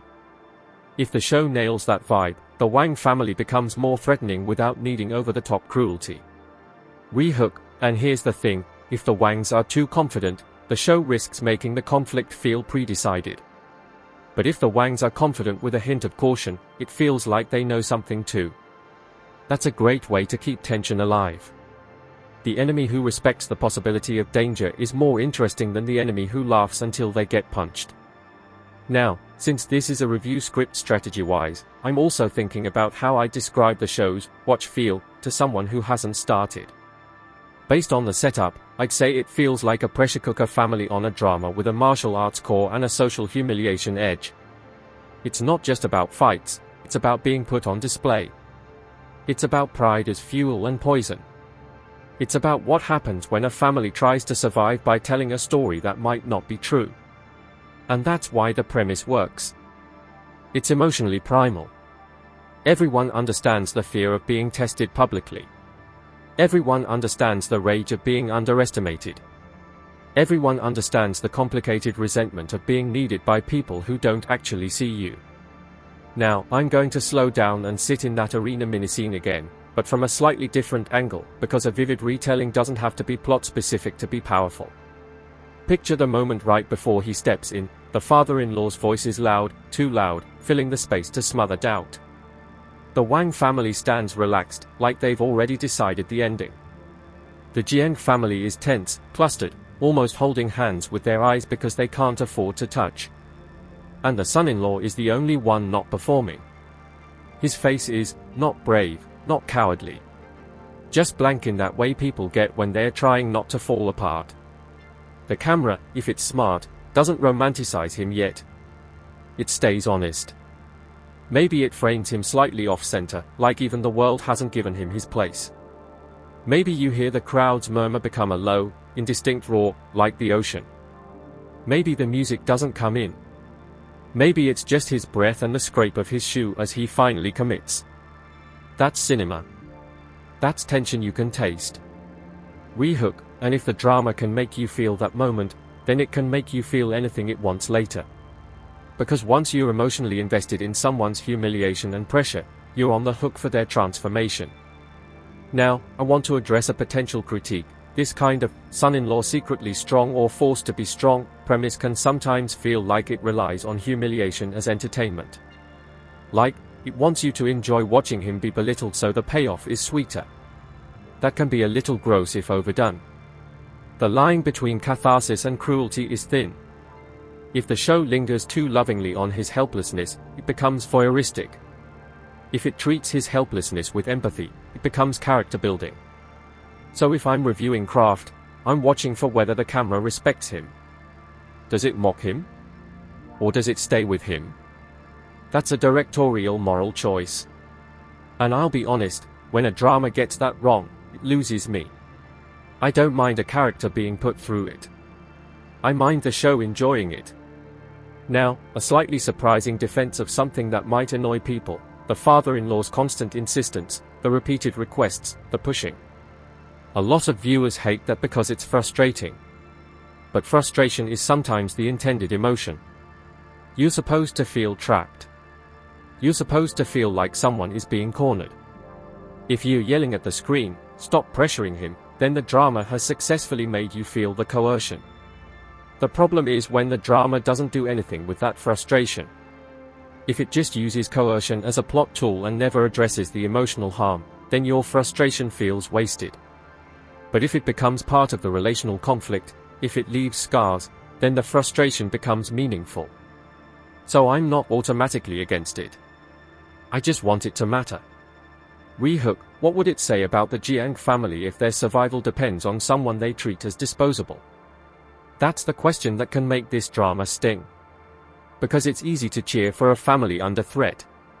It's harder when you realize the family's survival strategy is built on sacrificing the least powerful member. That's not heroic. That's tragic. And tragedy is compelling. Now, I'm going to keep going, but I'm also mindful of staying within the known storyline. So I won't name extra characters, I won't describe specific fight outcomes, and I won't claim the spear gets used in a particular way. What I can do is explore the emotional and thematic terrain the premise opens up, and that's honestly where a good review lives anyway. Let's talk about identity and narrative control. The father-in-law tries to control the narrative by declaring strength. The Wangs try to control the narrative by demanding the spear. The son-in-law, at least initially, has the least narrative control because he's being talked about rather than listened to. The arena is where narrative control might shift. If he performs strength, he gains narrative agency. If he refuses or fails, the narrative is taken from him and used against him. So every choice is a narrative battle, not just a physical one. That's why this story feels inherently modern even if the setting is traditional. It's about who gets to define you. Rehook, and isn't that what we're all fighting about, in smaller ways, all the time? Okay, I'm going to stop here for now only because I want to keep the momentum clean as we move deeper into how this setup plays out in terms of relationships, craft choices, and what, becoming the strongest, should emotionally cost if the drama wants to be more than just an arena flex. And I want to spend some real time on how the show can either challenge or reinforce the family honor ideology depending on whether it treats the son-in-law's consent and aftermath as central, because that's the part where a lot of dramas either level up into something memorable or quietly settle for the easy satisfaction of a public win without the private reckoning that should follow, and the private reckoning is where the real story lives, because after the crowd goes home, after the arena dust settles, the son-in-law still has to walk back into that family space where the same people who pushed him are waiting to either congratulate him, claim him, apologize to him, or pretend nothing happened, and each of those reactions would reshape the entire emotional map of the Jiang household in a different way, and that's the map I want to trace next, how a single boast can reorganize love, debt, and resentment inside a family that's already been cracked by defeat. And that's the map I want to trace next, how a single boast can reorganize love, debt, and resentment inside a family that's already been cracked by defeat, because the second you declare someone, the great martial artist, you're not just raising the stakes with the enemy, you're rewriting the hierarchy in your own house. And hierarchies do not rewrite themselves politely. They creak. They resist. They take it out on the nearest person. So imagine the son-in-law walking back from the arena corridor, whether he's confident, shaken, or just numb, and the Jiang family's faces are waiting like mirrors. One face is hope, one face is fear, one face is calculation, one face is relief that's a little too selfish. The father-in-law is probably the loudest in the room, because loudness is how you stop people from asking questions. And the son-in-law has to clock all of it in one breath. That's why the aftermath is where the real drama lives, not in the noise of confrontation, but in the quiet renegotiation of who gets to speak first now. If this show is doing it right, it won't let the father-in-law instantly become a lovable, wise elder, just because his bluff moved the plot forward. I want the camera to hold him accountable in subtle ways. Like, let him smile with relief, and then let the smile falter when he sees the son-in-law's face. Let him start to say something celebratory, then swallow it, because he suddenly realizes he just pushed a person, not a pawn. Or, if the show wants to go darker, let him not realize it at all, let him bask in, "I told you so" energy while the son-in-law stands there with a look that says, "You don't even know what you did to me." Either path is dramatic. The choice tells you what kind of drama this is. And speaking of choices, the editing style around that kind of scene matters more than people give it credit for. If the show cuts quickly, father-in-law claps, family cheers, enemy scowls, you get a simple emotional read, win equals good. If the show stays on a longer take, lets the awkwardness sit, you get the complicated read, win doesn't erase violation, it just postpones the argument. That's the difference between a hype drama and a character drama with martial bones. Here's something I'm genuinely curious about. Does the son-in-law get to be angry in this drama, or is he only allowed to be noble? Because a lot of shows are weirdly allergic to letting their underdog protagonist be messy. They want him to be humble, forgiving, pure-hearted, basically a saint who punches. But anger would be so justified here. And not cartoon anger. The quiet kind. The kind where he doesn't raise his voice, he just stops responding the way he used to. He stops being compliant. He stops making it easy for the family to use him. That would be a delicious arc, because it's strength expressed socially, not just physically. If the drama leans into that, the father-in-law becomes even more interesting, because now he's dealing with consequences he can't boast his way out of. He can't talk his son-in-law into forgiving him in front of an audience. He has to face him at home, where pride has nowhere to hide. And let's not ignore the spear, because the spear sits in the background of all of this like a silent judge. The Wangs demanding the legendary spear is external pressure, but it also reveals what the Jiangs value. If they are willing to risk a human life to keep an object, it tells you their moral priorities are twisted by legacy. And again, I'm not saying the Jiangs are evil. I'm saying they're human in a system where symbols are currency. People do grim math when their identity is under siege. Wait, here's the question that keeps haunting this setup. If the spear is so legendary, why is the family's best defense a son-in-law who seems helpless? That's not me trying to poke holes, that's me seeing the thematic opportunity. Maybe the spear represents old power that doesn't function anymore. Maybe the family relied on legend and forgot to build living strength. Maybe the spear is a relic in a world that now demands real competence. And the son-in-law, being underestimated, could represent the new kind of strength, adaptable, unglamorous, earned. The fact that the family is cornered into using him could be the story's way of saying, your old myths aren't saving you. People are. If the show plays that theme even lightly, it becomes much more satisfying than a simple, defeat enemy, keep weapon, story. Now, about the Wang family's role moving forward, a demand like this is rarely a one and done. Power doesn't stop pushing after one confrontation. The Wangs demanding the spear is a statement, we can tell you what to do. And if the father-in-law's boast challenges that, the Wangs now have a personal reason to prove the Jiangs wrong publicly. That's where the conflict can intensify without needing extra plot gimmicks. It's a war of humiliation. The Wangs want to humiliate the Jiangs into submission. The Jiangs want to humiliate the Wangs into backing off. And the son-in-law is the battlefield. The most compelling antagonists are the ones who understand humiliation as a tool. If the Wangs are written as purely violent, then the story is straightforward. If they are written as socially sharp, using public arenas, demands, and reputation, then the drama becomes about power structures, not just fists. And let me just say, there is nothing more stressful than a villain who can smile while ruining you. If the Wang family has that vibe, the show's tension level goes way up. I also want to talk about something that might seem small but really shapes your experience watching, costume texture and how it communicates class and defeat. After a family is defeated, their clothing often becomes a storytelling device, slightly rumpled, muted colors, less ornamentation, more practical fabrics. Meanwhile, the conquering family might appear more polished, sharper lines, cleaner silhouettes. If Salah Jurus, Tapi akan jadi Terkuat, uses wardrobe this way, you'll feel the power imbalance before anyone even speaks.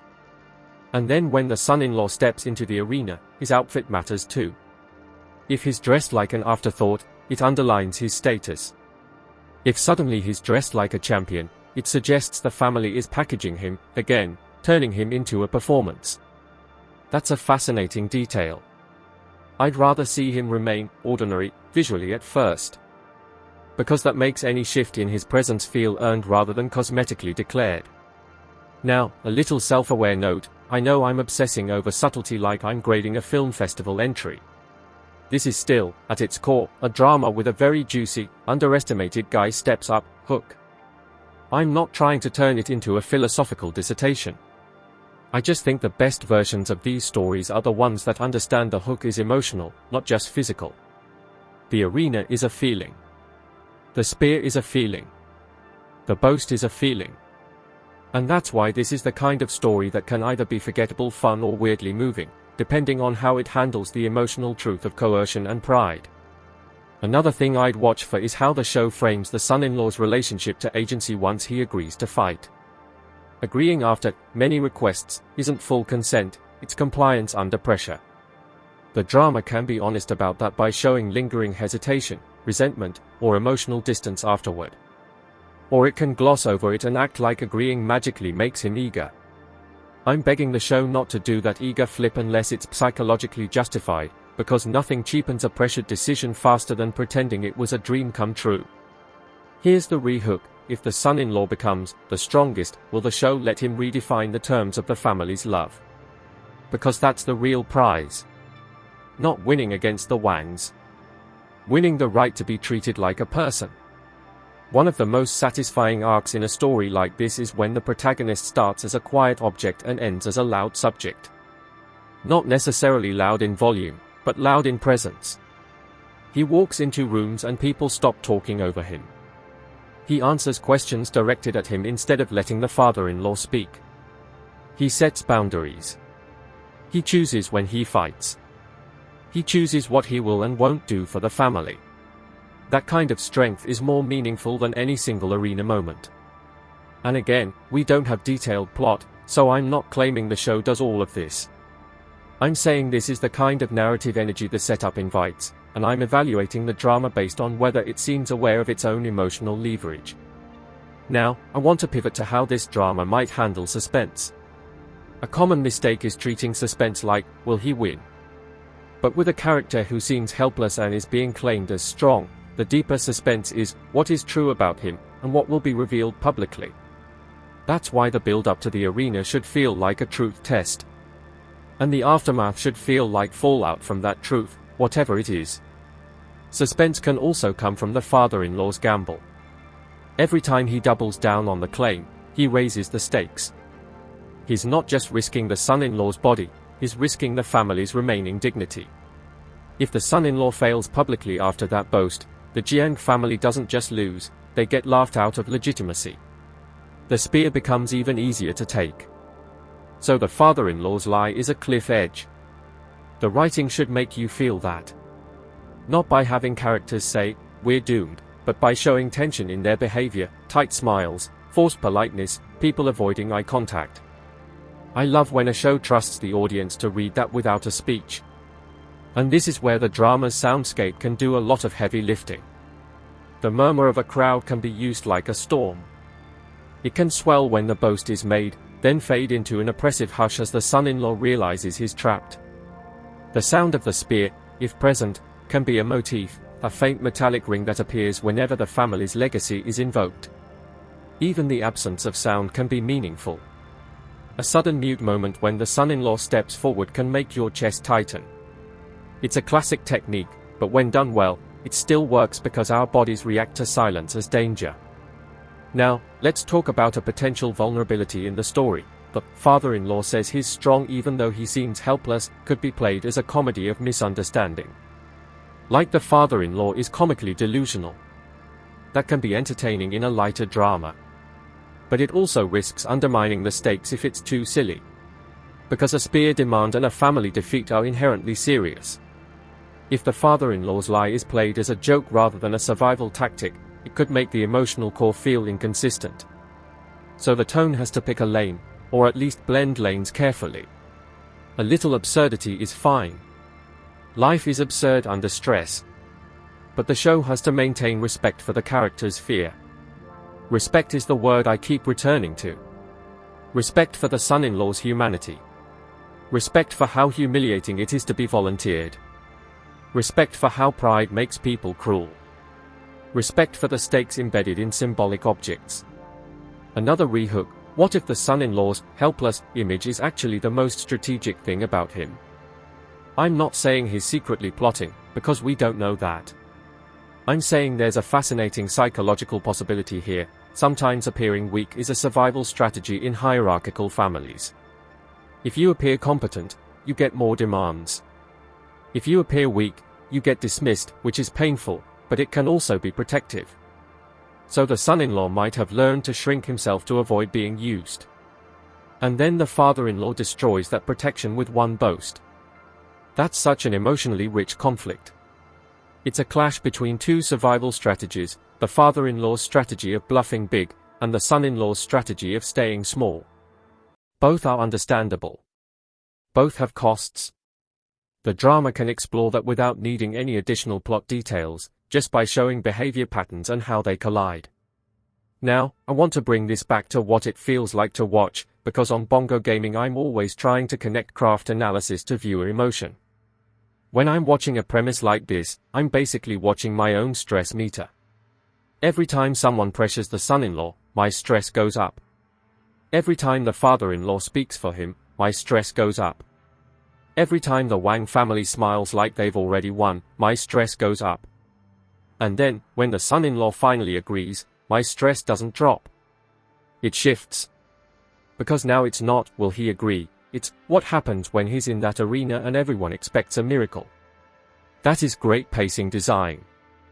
If the show executes it cleanly, it moves the goalposts in a way that keeps tension evolving rather than repeating. But again, execution is everything. If the show keeps the pressure scenes too similar in rhythm and staging, you risk fatigue. The antidote is escalation and variation. Let one request be public, humiliating him. Let another be private, guilt-tripping him. Let another be framed as concern, we're worried, but actually it's manipulation. Let the father-in-law's tone shift from confident to pleading. Let the son-in-law's resistance shift from refusal to silence to resignation. Those tiny changes keep the viewer engaged. Now, I'm going to zoom in on the father-in-law's psychology one more time, because he's honestly the most volatile element. A father-in-law who claims his son-in-law is strong is often driven by pride, but pride is usually a cover for fear.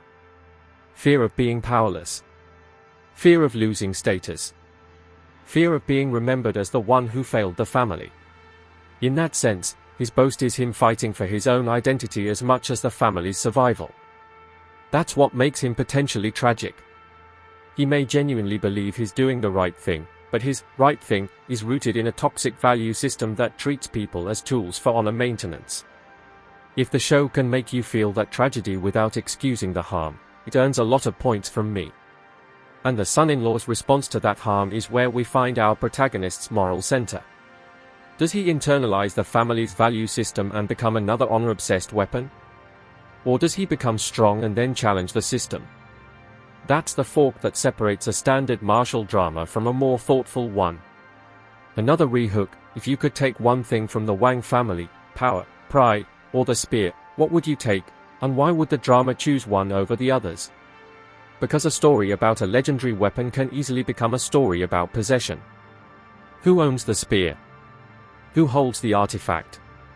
But the deeper story might be about power structures, who gets to demand, who must comply.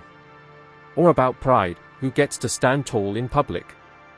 If the show focuses only on the spear as an object, it risks feeling shallow. If it uses the spear as a symbol to explore power and pride, it becomes satisfying. Now, I'm going to bring in a small but important point about arena scenes. They often tempt writers into exposition dumps. Someone explains the rules, the stakes, the history. Please, for the love of pacing, don't. If the show trusts the audience, it can convey rules through action and reaction. It can convey history through how characters speak about the spear with reverence or contempt. It can convey stakes through the fear on faces. Exposition is not inherently bad, but it can kill momentum if it's too heavy. And momentum matters because this premise already has natural momentum. You don't need to over-explain why a legendary spear matters. The word, legendary, is doing a lot of work, and the family defeat is doing the rest. Now, I want to talk about how the drama might handle empathy. In these stories, it's easy to empathize with the family as a unit, they are being oppressed. It's harder, and more interesting, to empathize with individuals inside the unit who are being harmed by the unit. The son-in-law is an individual being pressured by the group. That's a classic tension, collective survival versus individual autonomy. If the show sides too hard with collective survival, it becomes propaganda for coercion. If it sides too hard with individual autonomy, it can feel unrealistic for the story world where family duty is central. The best dramas walk the line. They show the necessity and the cruelty. They show why the family is desperate and why their desperation becomes harmful. That moral ambiguity is what makes characters feel real. Another rehook: do you notice how nobody in this setup is truly free? The Wangs are trapped by their own ambition. The Jiangs are trapped by defeat and legacy. The father-in-law is trapped by pride. The son-in-law is trapped by expectation. The spear is a symbol that traps everyone in a story that might not even serve them anymore. That's why these clan dramas can be so addictive. Everyone is in a cage, and you're watching to see who bends the bars. Now, you might be wondering, okay, but what about the fun? Because yes, we're analyzing, but we're also here because the premise is entertaining. The entertainment comes from the tension of the bluff and the anticipation of the arena. It comes from the social audacity of the father-in-law. It comes from the satisfaction of seeing an underestimated person step up. It comes from the villain's smugness potentially getting checked. Those are classic pleasures. And I'm not above them. I love them. I just want the drama to deliver them with enough emotional grounding that the pleasure doesn't evaporate 5 minutes after the episode ends. Now, a quick note about camera rhythm in action-adjacent scenes. Even before any fight choreography, the show can create kinetic energy through camera movement. Slow push-ins on faces during the boast. Quick cutaways to the spear's storage space when it's demanded, like a threat echo. Wider framing when the son-in-law is isolated. The rhythm of these choices can create a sense of acceleration toward the arena, like a train picking up speed. If the show feels sluggish, it might be because the camera and edit aren't matching the urgency of the story. If it feels gripping, it's because they are. Another rehook, and here's the cruelest irony: what if the son-in-law's agreement doesn't prove he's strong, it only proves he's obedient? That would be a devastating reading, and it's why the aftermath matters. If he agrees and the family immediately treats him like their weapon, then his agreement is framed as obedience. If he agrees but asserts terms, verbally or through behavior, then his agreement becomes agency. The show's framing decides which message lands. Now, I'm going to lean into a slightly more personal, conversational beat, because this is how I'd say it on camera. I don't care how many legendary artifacts you put in the story. If the drama can't make me care about the person being pressured, I'm out.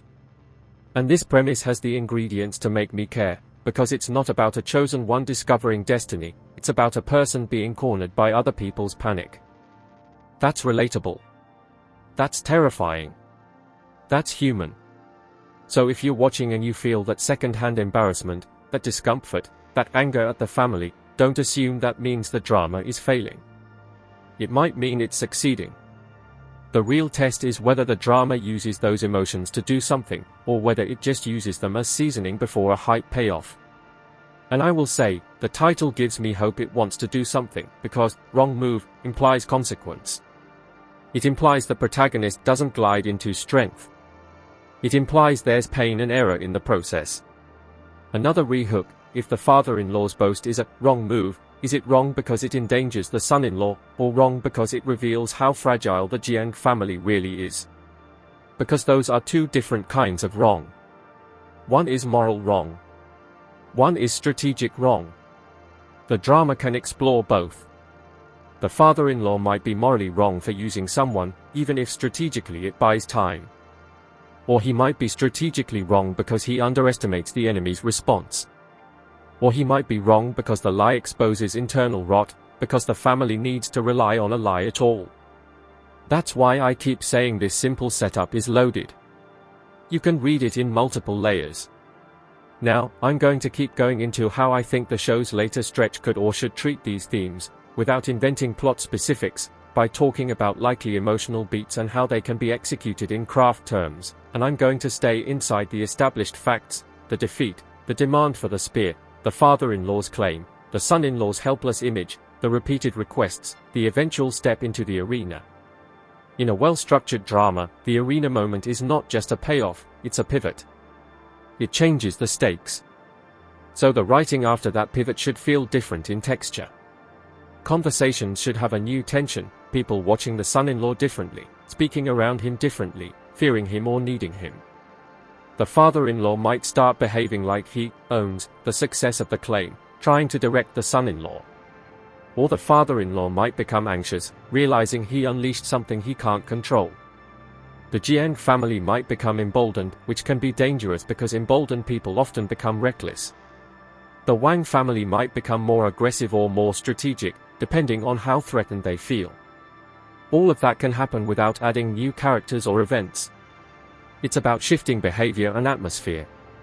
An atmosphere is something I really hope this drama nails. Post-defeat atmosphere should feel like a house after a storm. Things are still standing, but everything is slightly displaced. People speak in shorter sentences. They avoid certain rooms. They flinch at sudden noises. That kind of lived-in stress makes the threat feel real. If the show keeps the world too clean, too unbothered, the stakes feel artificial. Now, I'll also say this, sometimes these dramas over-romanticize family. They treat the family as an unquestioned good, and any individual who resists becomes framed as selfish. I'm always wary of that framing, especially when the family is clearly pressuring someone. The show has an opportunity to portray family as both shelter and prison. And that's the truth. Family can be love. Family can also be control. The best dramas don't force you to pick one, they show you both in the same scene. Another re-hook, if you could hear the son-in-law's inner monologue at the moment he agrees, would it be, I will protect them, or, I will never forgive them, or, I have no choice? Those are three different protagonists. And the actor can suggest which one we're watching without any voiceover, purely through eyes and posture. Now, let's talk about the physical staging of the many requests, because that's where a lot of the emotional impact can come from. If every request scene happens in the same room, shot the same way, it becomes repetitive. But if the show stages them in different contexts, again, not inventing specifics, just describing the concept, it can show how inescapable the pressure is. A request in a private room feels intimate and manipulative. A request in front of others feels humiliating. A request delivered casually, like it's obvious, feels dismissive. A request delivered with tears feels guilt-heavy. The same words can be a different weapon depending on where and how they are spoken.